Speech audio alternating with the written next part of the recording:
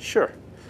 When I was representing the ephedra manufacturer, we had been in litigation for 2 years, and we literally had, we kind of handled it the way the big tobacco firms handled it when they had discovery requests.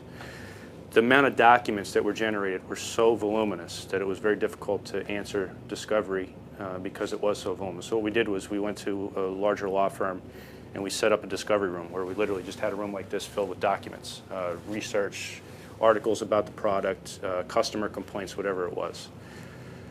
The manufacturer did several clinical trials on their product, and unbeknownst to any of the lawyers, one of the participants suffered a arrhythmia during the process and had to be rushed to the hospital.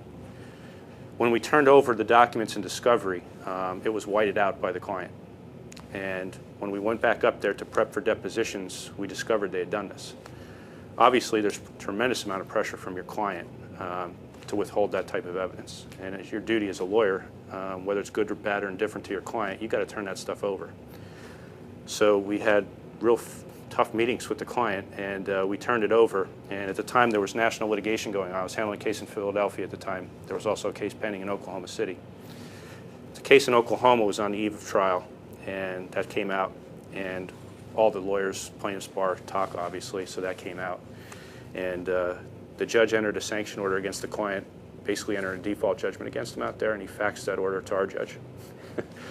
And I could tell you, it was a really difficult position for a younger lawyer to be in, where this was turned over unbeknownst to us. And the only reason it was turned over was because I think lawyers get a bad name a lot of times, but once that came to the lawyer's attention, we did what was right.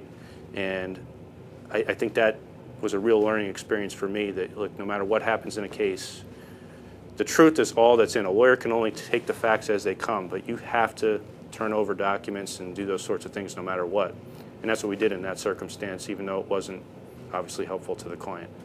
Was that your call, or are you the one on the phone with the client? Well, I was with it was myself and the partner that we were working with. I mean, it got to the level where we were all talking about it in the firm. It was such a big issue, but that was part of the process.